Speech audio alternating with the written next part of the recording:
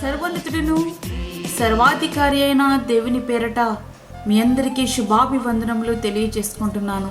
Jesus ను creation ministries ద్వారా ఈ రీతిగా ప్రతిరోజు ఆత్మీయ అనుదిన ఆహారమును మీతో పంచుకోవడానికి దేవుడిస్తున్నటువంటి కృపను బట్టి దేవునికి ఎనలేని కృతజ్ఞతలు. వాక్య ధ్యానంలోనికి మనం వెళ్దాము. మత్తయి సువార్త 17వ అధ్యాయము 24 నుండి 27 వచనములు. వారు కపెర్నహూమునకు వచ్చినప్పుడు అర్షకెలు అను పన్ను వసూలు చేయవారు పేతురునొద్దకు వచ్చి, మీ బోధకుడు ఈ అర్షకెలు చెల్లింపడా అని అడుగగా, చెల్లించుననెను. అతడు ఇంటిలోనికి వచ్చి మాట్లాడక మునిపే యేసు ఆ సంగతి ఎత్తి, సీమోను, నీకేమి తోచుచున్నది? భూరాజులు సుంకము పన్నును ఎవరి యొద్ద వసూలు చేయుదురు? కుమారుల యొద్దనా, అన్యుల యొద్దనా అని అడిగెను. అతడు అన్యుల యొద్దనే అని చెప్పగా, యేసు అలాగైతే కుమారులు స్వతంత్రులే. అయినను మనము వారికి అభ్యంతరము కలుగు చేయకుండినట్లు నీవు సముద్రమునకు పోయి గాలము వేసి మొదట పైకి వచ్చి చేపను పట్టుకుని దాని నోరు తెరిచిన ఎడల 1 షెకెలు నీకు దొరుకును. దానిని తీసుకుని నా కొరకును నీ కొరకును వారికిమ్మని అతనితో చెప్పాను. ఇక్కడ మనం గమనించవలసినటువంటి విషయం ఏంటంటే, ఇశ్రాయేలు దేశంలోని కరెన్సీ పేరు షెకెలు. పన్ను వసూలు చేసేవారు ఇంటి బయట పేతురుతో మాట్లాడారు. పేతురు ఇంటిలోనికి వచ్చి మాట్లాడక మునిపే ప్రభువు ఆ సంగతి ఎత్తి మాట్లాడారు. పేతురు మాట్లాడక ముందే అతడు ఏమి మాట్లాడబోచున్నాడో ముందుగానే ప్రభువు ఎరిగి ఉన్నారు. ఆయనకు మన హృదయ రహస్యములు తెలుసు. అందుకే యెహోవా మాట నాలుకకు రాకమునిపే అది నీకు పూర్తిగా తెలిసినదని దావీదు గారు అంటున్నారు. కేవలం మనుషుల హృదయ రహస్యాల గురించి మాత్రమే కాదు, సముద్రములో కోటాను కోట్ల చేపలుంటాయి. వాటిలో ఏ చేప నోట్లో షెకెలు ఉంటుందో కూడా ప్రభుకు తెలుసు. సృష్టి యావత్తు ఆయన ఆజ్ఞకు లోబడే జీవించాలి. పేతురు గారు గాలం వేసినప్పుడు ఏ చేప నోటిలో అయితే షెకెలు ఉందో ఆ చేప మాత్రమే మొదటిగా పట్టబడాలి. దేవుని యొక్క మాటను పేతురు గారు విశ్వసించారు.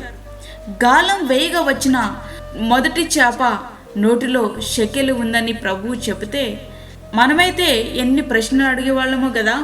పేతురు గారు వెంటనే ప్రశ్నించాలి కదా, ప్రభువా, నా వృత్తి చేపల వేట. ఎన్నో సంవత్సరాలు వేటాడాను, ఎన్నో చేపలు పట్టాను, కానీ ఏ ఒక్క చేప నోటిలో కూడా 1 నాణెం కూడా నేను చూడలేదే. నీవేంటి ఇట్లా చెబుతున్నావు అని కానీ అట్లాంటి ప్రశ్నలు కానీ అతని నోటంట రాలేదు. ఎందుకో తెలుసా? దేవుణ్ణి పేతురు గారు అంతగా విశ్వసించారు.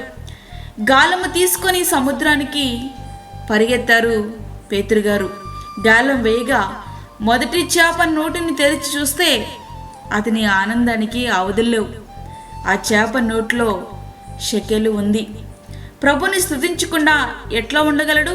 ప్రియా స్నేహితుడా, వాక్యం అంటున్నటువంటి ప్రేమైన దేవుని బిడ్డ, విశ్వసించడమే కాదు, విధేయత కూడా చూపించాలి. క్రియలు లేకుండా విశ్వాసాన్ని మనము కనుపరచలేము. పేతురు విశ్వసించాడు, విధేయత చూపించాడు, ప్రతిఫలంగా అద్భుతాన్ని చూడగలిగాడు. పేతురు విశ్వసించి విధేయత చూపించడం వలన అతనికి కలిగినటువంటి ప్రయోజనం ఏమిటి? మనం ప్రభువుతో కలిసి పనిచేస్తే మన పనులు ఆగిపోతాయి అని మనం అనుకుంటూ ఉంటాం, కానీ అదెన్నటికీ వాస్తవం కాదు. మనము ప్రభువు పని చేస్తే ఆయన మన పని చేస్తారు అనేది ముమ్మాటికి వాస్తవం. పేతురు ప్రభువు చెప్పిన పని చేయడం ద్వారా పేతురు కట్టవలసిన అర్షకెలకు పన్ను కూడా ప్రభువే కట్టారు. ప్రభువు కొరకు అర్షకెలు, పేతురు కొరకు అర్షకెలు, మొత్తము షెకెలు. ప్రభునకు లోబడితే క్రీస్తు యేసునందు మహిమలో మన ప్రతి అవసరము తీర్చబడుతుంది. అందులో సందేహమే లేదు. యేసు ప్రభు దేవుడు గనుక ఆయన పన్ను చెల్లించాల్సిన పని లేదు. అయినప్పటికీ వారికి అభ్యంతరము కలుగు చేయకుండేలాగా పన్ను చెల్లించారు. చాలామంది హక్కుల కోసం పోరాడుతూ ఉంటారు. విశ్వాసులైన మనము ఇతరుల అభ్యంతరం కలుగు చేయకుండేలా మన హక్కులను త్యాగం చేయాల్సిన పరిస్థితులు ఏర్పడితే త్యాగం చేయడానికే మనము సిద్ధపడాలి. తన మహత్తు గల మాట చేత సమస్తాన్ని ఆయన నిర్వహించేవారు. ఆయన దేవుని మహిమ యొక్క తేజస్సును, ఆయన తత్వము యొక్క మూర్తి మంతమునై ఉండి తన మహత్తు గల మాట చేత సమస్తమును నిర్వహించుచు పాపముల విషయంలో శుద్ధీకరణము తానే చేసి దేవదూతల కంటే ఎంత శ్రేష్టమైన నామము పొందెనో వారి కంటే అంత శ్రేష్ఠుడై ఉన్నత లోకమందు మహామహుడగు దేవుని కుడి పార్శ్వమున కూర్చుండెను. హెబ్రీ 1వ అధ్యాయము 3-4 వచనములు. ప్రియ స్నేహితుడా, వాక్యమంటున్నటువంటి ప్రియమైన దేవుని బిడ్డ, అట్టి ప్రభువును మనం విశ్వసించి విధేయత చూపగలిగితే నిత్యమైన ఆశీర్వాదపు పంటను మనము కోయగలము. నిత్యమైన ఆనందమును మనము అనుభవించగలము. ప్రభువుకు మనం లోబడితే క్రీస్తు యేసునందు మహిమలో మన యొక్క ప్రత్యేక అవసరత తీర్చబడుతుంది. అట్టి కృప ధన్యత దేవుడు మనకు అనుగ్రహించునుగాక. ప్రార్థించుకుందాం. వాక్యమైనటువంటి ప్రియమైన దేవుని బిడ్డలారా, ప్రార్థనలో ఏకీభవించండి. పరిశుద్ధమైన తండ్రి, ప్రేమగల యేసు ప్రభువా, శ్రేష్టమైన మరి యొక్క దినం మా జీవితంలో మీరు అనుగ్రహించారు. నీకు వందనాలు. ఈ దినమంతటికి కావలసిన నీ భద్రత, నీ తోడు, నీ కాపుదల మాకు, మా కుటుంబాలకు సమృద్ధిగా మీరు అనుగ్రహించండి. ప్రభువా, నీ సన్నిధిని మాకు తోడుగా ఉంచండి. బలహీనులను బలపరచండి. అనేకులు ప్రభు మరణ పడకల మీద నుండి ఫోన్స్ చేస్తూ ఉన్నారు నాయన, వారిని మీరు ముట్టండి, స్వస్థపరచండి.